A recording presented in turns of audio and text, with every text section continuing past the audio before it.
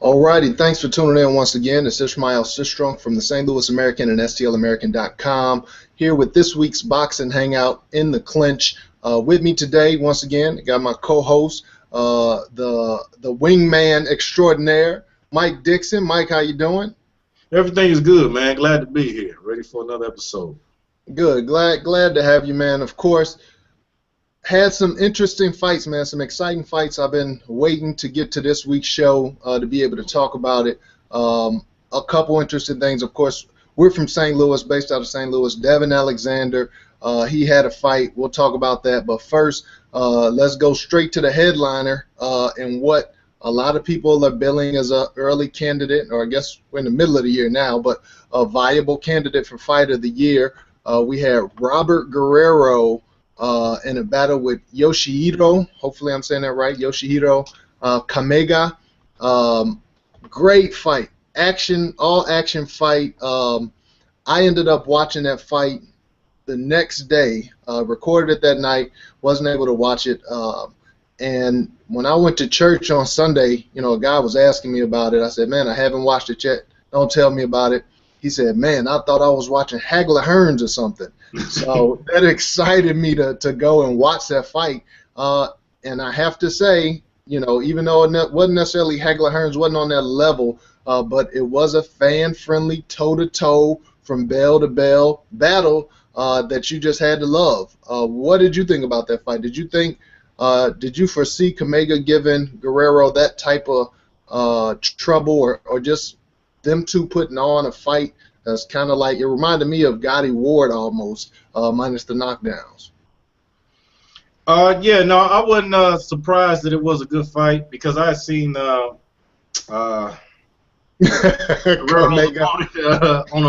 on a Fox Sports Golden Boy card, and he was fighting a guy named Jorge Silva. You might remember him. He fought a good matchup against Angulo after he first got out of prison, and he wasn't expected to give Angulo any rounds, and he actually gave a pretty good account for himself.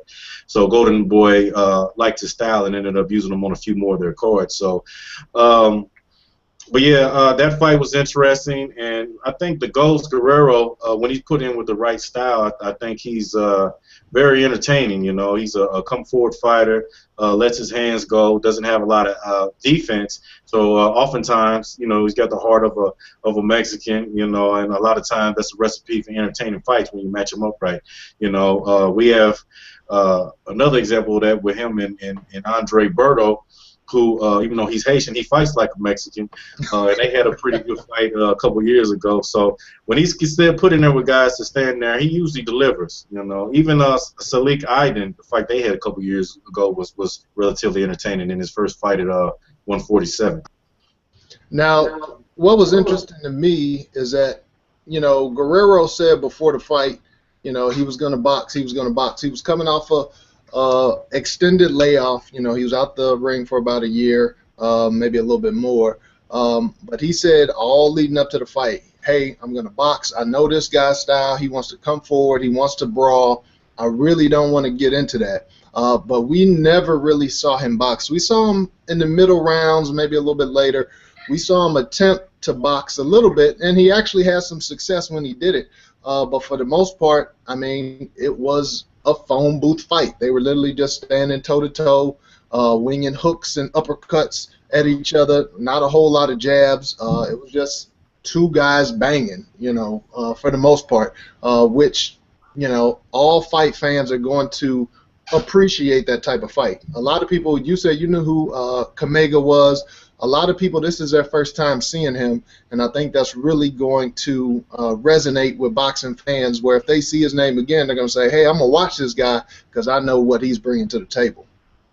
Oh yeah, absolutely, and his timing is perfect because, you know, Golden Boy had kind of been using Jesus Soto Karass as kind of their gatekeeper, and the guys a guy they went to, you know, kind of see a potential prospect to see what his, you know, see how he stood up under fire, you know. So he's getting a little long in the tooth, and he's been in a lot of wars here recently. So they have another guy to kind of slide in and take his place as kind of feel that kind of ultimate gatekeeper type role. You know, he's not a guy that's really gonna strike fear in a lot of guys because, you know, he doesn't have that much defense, and, you know, his game is relatively simple, but he's tough as nails. So he's exciting. People know that if they see him on the court now, they'll probably watch. And he will serve as a good name on the resume for a guy trying to come up. Like, I mean, even though, you know, it seems like Thurman is on a fast track, who wouldn't like to see Thurman and him get it on? Who wouldn't, you know, you got Danny Garcia, who says he's coming up to 47.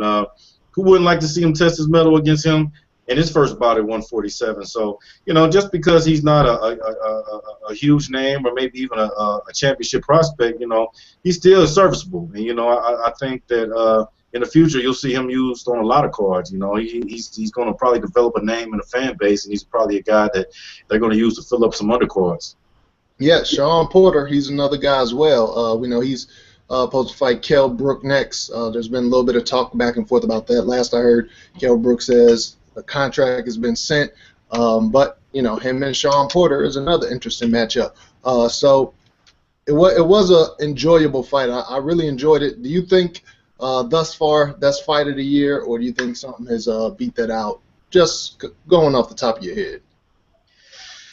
Let's see, going off the top of the head.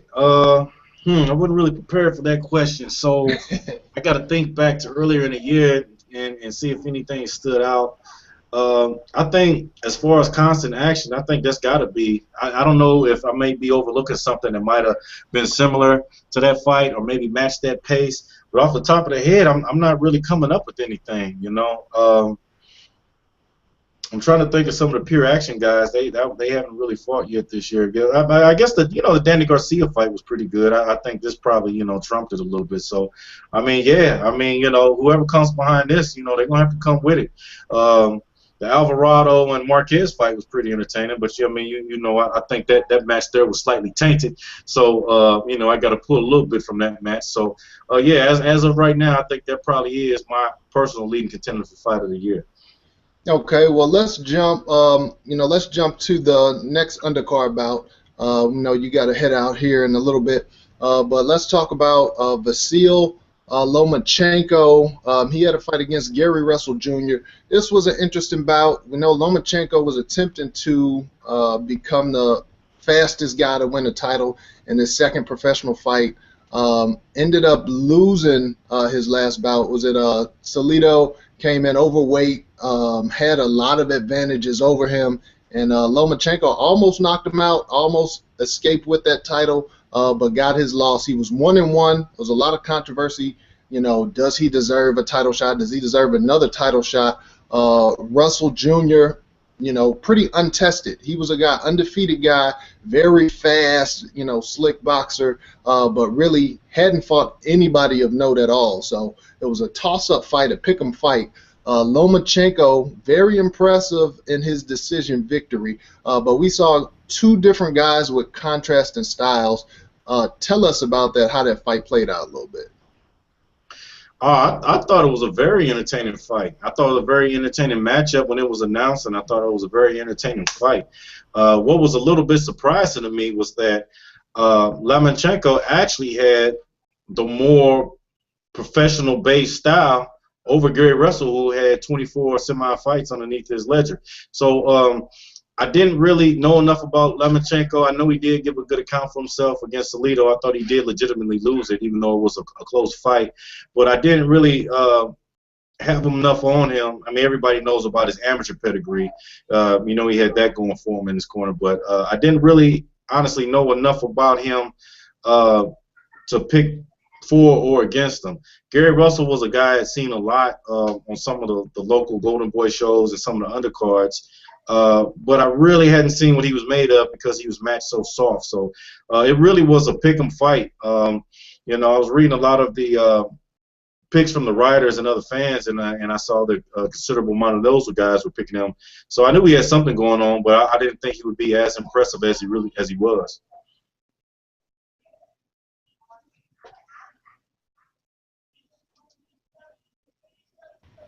Sorry, I didn't see the microphone was muted there. The thing about Russell that was so interesting, man, he obviously he has a lot of talent. He has a lot of hand speed, which you can't teach. But Paulie Malignaggi touched on it a bit. It seemed like everything he threw was the same speed, the same impact. He didn't really mix it up a lot. In boxing, you really have to change up your pace.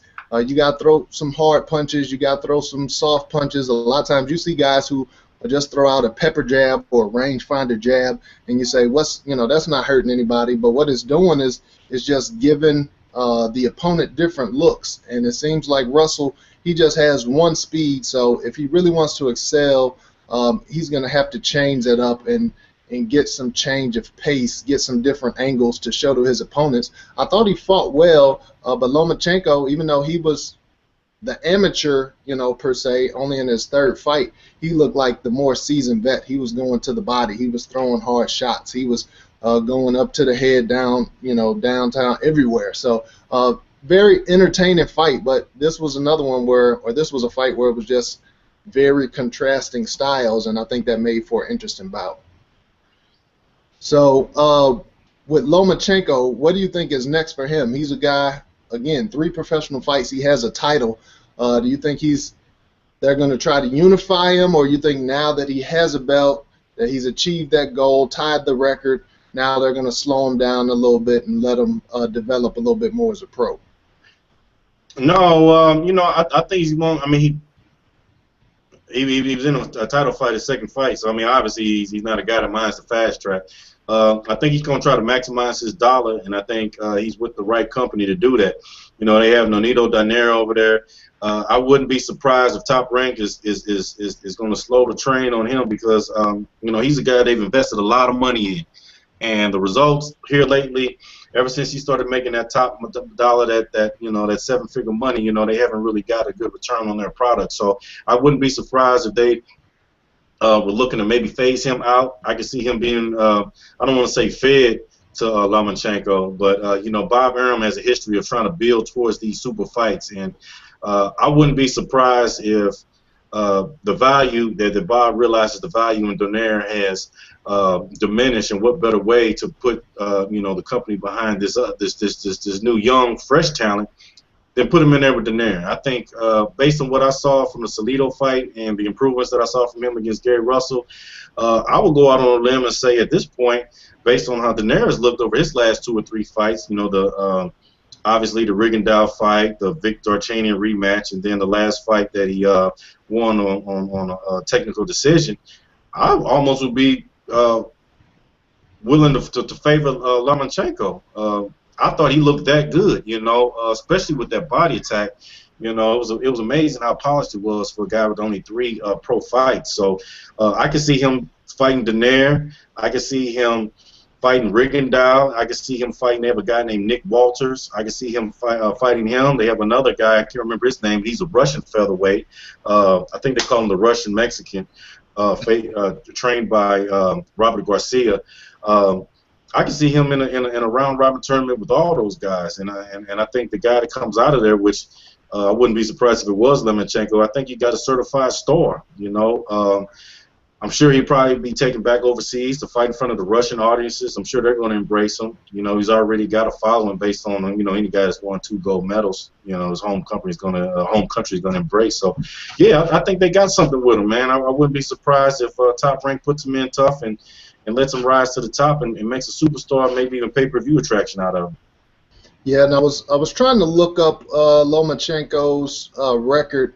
His amateur record is something gaudy. I don't see it right at the moment. But it's 396 and 1. Yeah, 396. I knew it was 390 something, but 396 and 1. They said it on the broadcast. So that's a guy that has tremendous skills. That is definitely prepared for the pro game. And I thought it was odd that Russell seemed to be more like the amateur fighter. With he looked like he was trying to get points, just throwing a lot of fast punches, but not hard. With Lomachenko, like you said, looked like the seasoned vet. And who's the guy that beat him in that one fight? You got to have some serious bragging game. If you're the one guy that beat him in the amateurs, so everybody will hear about that. Every family reunion, every poker game, every time I'm bringing it up. Okay, let's go to the third fight. Devon Alexander, our own, and you talked about his opponent a little bit earlier, Jesus Soto Karass.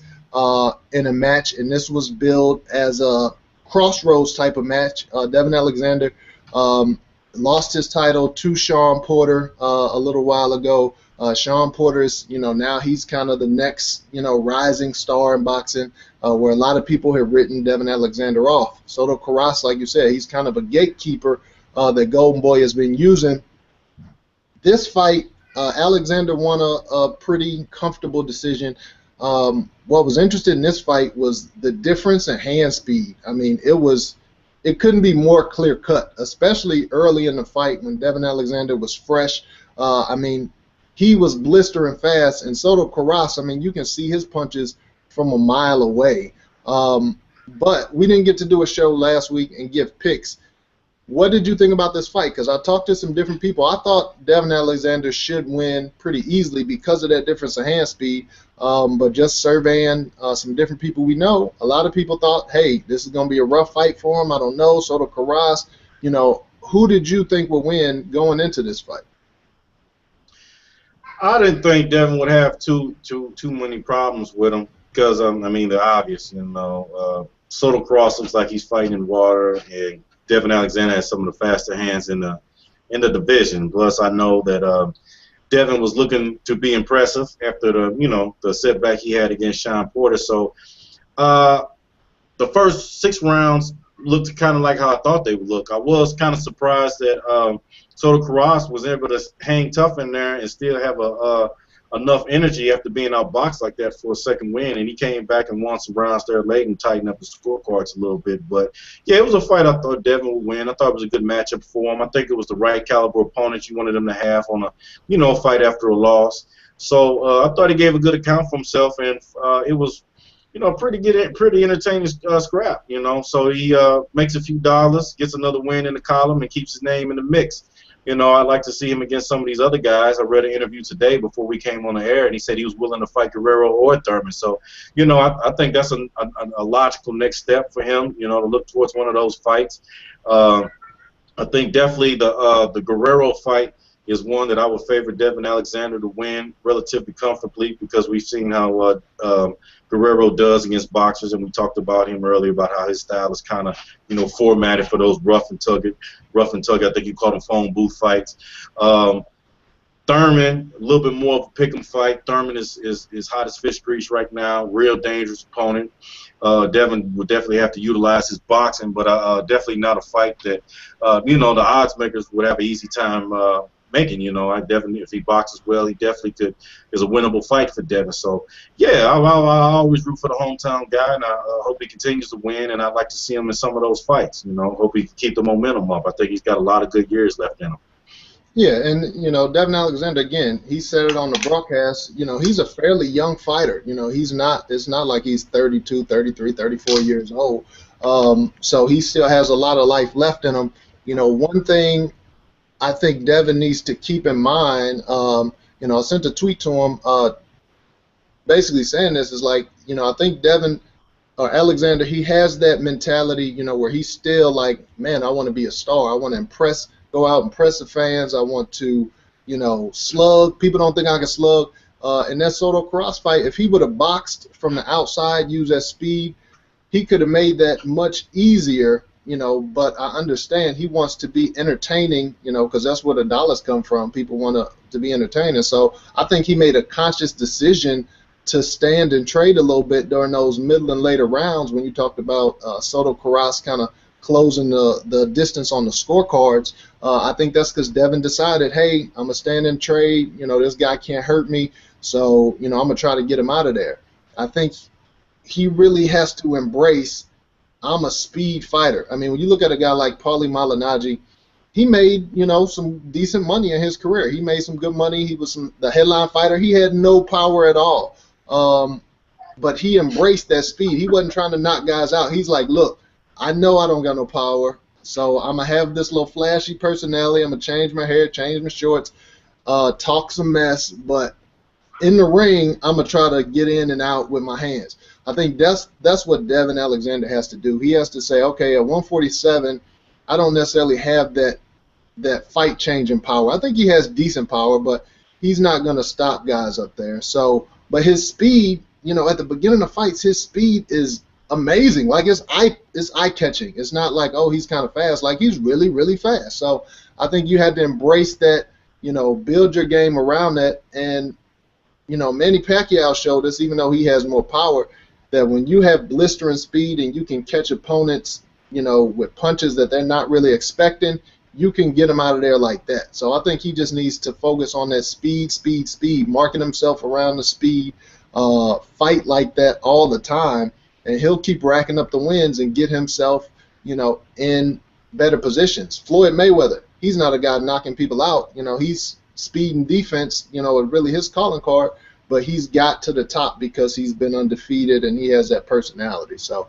hopefully Devon, he'll just embrace that speed and say, hey, I'm going to go out here, outbox these guys, put on a show, and not worry about really trying to get the knockout. Just let them come, naturally, organically, as they say. Yeah, absolutely. Absolutely. All right, so last thing to talk about, I know you're going to have to go in a few minutes, but last week did an article on a young local fighter, Stephon Young. He's managed by, or he's promoted by Rumble Time Promotions. Shout out to them. And he's going to be fighting on this ESPN Friday Night Fights, which is here in Missouri, actually in St. Charles, which is basically a suburb of St. Louis. But he's going to be fighting Vicente Alfaro. I'm not sure if you've seen Young at all. He's a young fighter. Actually, he's 25 years old, so he's not that young, but this is really his first fight where he's stepping up. He had kind of that Gary Russell Jr. competition level where he really wasn't fighting a lot of guys. So I'm interested to see him in live action this weekend. So first of all, what do you know about him being you're a local St. Louis guy, and how do you think that matchup will look like? Even though I know you may not have seen him yet, but just tell us if you're looking forward to that fight and that card in general. Absolutely. I think if you remember, I actually I didn't get my issue of talk about all the time. I'm old school, man. I actually wait to get the American in my hand when I read it, but I read it weekly, and I actually didn't read it until get around to it's a Saturday or Sunday. And once I read it, I was like, man, that was a good article. I just thought that it was real informative. I followed the scene pretty tough, and I wasn't aware of the young man, So I root for anybody from St. Louis. This is my city. I love it, and I love to see guys come out of here and do well. So absolutely, I'm looking forward to it. I'm glad he's being given a chance to kind of put the city on the map and hopefully represent for us. I'll be interested to see what he brings to the table. Based on what I read from your article, it seems like he's a guy with a huge upside. He's obviously caught the eye of Rumble Time, who's the leading promoter in the city, and it has turned out some pretty good guys. They have Willie Nelson underneath their banner. They also did some good work with DeAndre Lattimore. Bring him. He fought on HBO and Showtime numerous times. So, obviously they see something in him.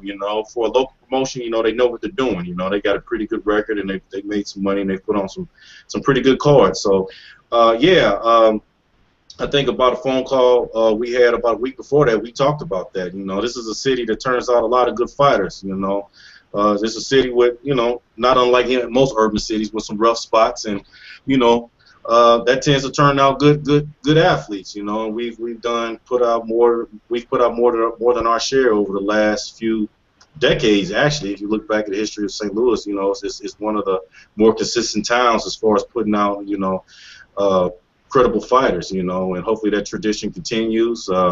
There's another guy I saw on TV who I also wasn't aware of, Keandre Gibson. He caught my eye. I thought he was very, very, very good-looking prospect. I was very impressed with his showing, and I actually have been following him ever since I saw him on that. He signed the Golden Boy, and they're actually going to be putting him on another card August 2nd, so I look forward to seeing him again. So, yeah, hopefully these local guys can just continue to perform well, man, and put the city on the map, man. We got, seems like every time one of them steps down, seems like somebody else takes his place. And, hopefully with Devon still, relatively close to his prime, and, Keandre Gibson and Young going to come up, hopefully we can just keep the momentum going. Yeah, absolutely. And I did an article a while ago, maybe a year ago, on Stephon Shaw, young heavyweight prospect. Young is actually is trained by Shaw's I think grandfather, Buddy Shaw, who in St. Louis he's the name other than Kevin Cunningham, who obviously with Devon and Corey Spinks, is a big guy, but Buddy Shaw is a Hall of Fame boxing trainer, and he's training Stephon Young. So I'm looking forward to seeing that fight. He's a guy that has a lot of speed. Looks like he has some power. So I'm looking forward to seeing him live, in the ring. So make sure you tune in to ESPN Friday Night Fights, especially if you're from St. Louis. Support that local fighter. But Mike, I know you got to get out of here, man. Any last things that you want to mention before we sign off? Absolutely, there's something I want to touch on, man. As usual, you did an incredible job hosting. But you left off one thing. You got a big fight this weekend on HBO. It's not a big fight as far as the magnitude of the mainstream, but for fight fans, I think it's a very interesting main event. You got Terence Crawford, who I've been high on the last year and a half. He kind of popped on the scene the last minute on HBO, maybe about a year or so ago now. He fought British Prescott, a guy that's been known to give a lot of guys a lot of trouble, and actually has a KO win over Amir Khan. He fought him on the last minute. HBO put the fight on one of their undercards. I think somebody got hurt, and he stepped up and went up from 135 to 140 for the fight. I thought he looked excellent.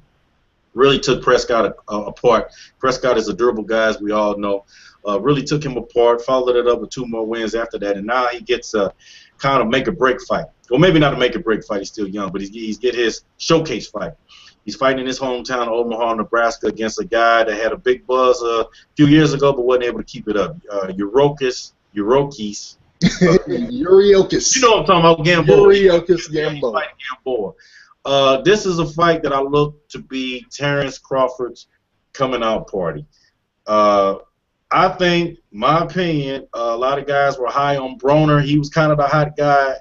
Broner kind of cooled off, and I think this is probably one of the better prospects in boxing. I think he's already got a world championship, and I think he's going to hold on to him for a minute. I look for him to put on a show against Yuriorkis Gamboa. I think he's going to actually perform very well and maybe even stop Gamboa, especially if he gets behind the adrenaline of the crowd in the big stage. Hopefully it doesn't freeze him. Hopefully it motivates him. I look for electrifying performance against Terence Crawford this week. So I just want to go on record. I could be wrong. It's happened before. It's happened plenty of times. But when the fight was signed, I said that's the perfect fight for him.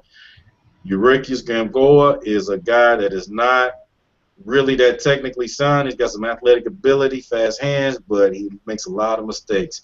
Terence Crawford is exactly the opposite.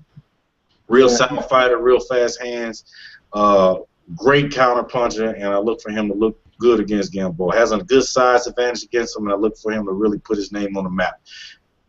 Yeah, and I definitely meant to talk about that fight. Just let it slip my mind with the time, but that is an interesting fight. And what I want to ask you, how do you think Crawford? He is very technically sound, has solid speed. I think Gamboa, though, he, at least in the past, he's been off for a while. He's had some electrifying speed and some good power, despite those defensive deficiencies. On the offensive side, he's very capable and very, just very exciting fighter. So, do you think that his hand speed and his power will give Crawford any type of problems, or do you think Crawford is just so sound that he'll pick him apart? I think Gamboa's in for a long night, man. I mean, you got 74-inch reach against a guy with midget arms. You got a guy, a legitimate 5'8" versus a guy who's probably had a little help with some thick sole sneakers to be measured at 5'5". You got a guy with I won't say no defense, but major holes in his defensive games against a guy who's a pinpoint counterpuncher. I just think it's a match made in heaven for Crawford. I just thought when they signed that fight, I said, wow, 50's putting his guys in tough, man, because anybody that's been watching Crawford, they know, he's and we, you know, I forgot that he fought a guy that he got the title from. He actually beat Ricky Burns, who, if you remember, before Adrian Broner left 135, was a guy that they were trying to make a match with, and it didn't work out. I don't know if it was contract issues, date issues, or network issues, you know, how boxing is. But yeah, he actually won the title from Ricky Burns, you know, who was a top 5 lightweight. So yeah, I just think it's a match made in heaven for Crawford. Now, I could be wrong, and you know, he could get clipped and maybe get knocked out cold in front of the home crowd. You know, these type of things happen. But as far on paper, as far as from what I've seen, yeah, I think Terence Crawford's manager promoter did an excellent job of securing him this fight. Yeah, I think you talked about 50 Cent. I think 50, you know, in SMS, you know, he has to get his fighters in with whoever he can, because we know it's been well documented the struggle that he's had really since he jumped into that promoter seat when him and Floyd, you know, kind of fell out. 50, he's kind of been blackballed in boxing, or maybe not blackballed, maybe he just doesn't have that know-how to be able to make those fights. So I think, you know, any live opponent, any money-making opponent that he's going to get for his fighters, he has to take it. He's just not in that position to pick and choose. But I think it's an interesting fight, and I'm not that high on Gamboa. I remember when Gamboa first had that crazy buzz, and I looked at the tape and I said, man, this dude has no defense. I was like, this dude, somebody's going to catch him. He's going to get stretched. Well, he's undefeated. He hasn't got all the time. I know I myself personally have probably seen him get dropped at least 5 times. Yeah, and it's amazing that he's still undefeated, that he hasn't lost, because when you fight every 18 to 20 months, I mean, yeah, you keep an undefeated record for a minute. But irregardless, man, I think it's going to be an interesting matchup. A big reason, like I said, Gamboa, he has speed, he has power. He does have a lot of defensive deficiencies and that height deficiency as well. But I think it's going to be interesting. He's going to test Crawford. He's going to push him. It's not just going to be as easy pickings as you think. I think Gamboa could get the upset. I'm not necessarily picking him, but we know the old adage, they say don't go back home. You know, we've seen it here several times with fighters coming home and having subpar performances or getting upset. So you have to hope that Crawford, if you're a Crawford fan, that he doesn't go back to Omaha. Let's talk about boxing hotbeds. You don't mention Omaha that often. But hope he doesn't go back to Omaha, get in front of all the cameras, talking to the newspapers, getting that star treatment, and forget about what's at hand. He seems like, you know, he has his head on his shoulders pretty good, and that won't happen. But time and time again, we see guys who go back home, they struggle or they lose. So I don't think it's going to be a cakewalk like you do. We shall see. We shall see indeed. All right, well, thanks for tuning in once again. Again, I'm Ishmael Sistrunk with the St. Louis American and STLAmerican.com. Here with my man Mike Dickson. Mike, if people want to get at you. Holla, my man Ishmael, top of the line sports writer for the St. Louis American. And we'll go from there. And I talked about Stephon Young. I'll link the story that we had on him, so you can click that below. But thanks for tuning in, and we'll see you again next week. Peace. Peace. All right, man.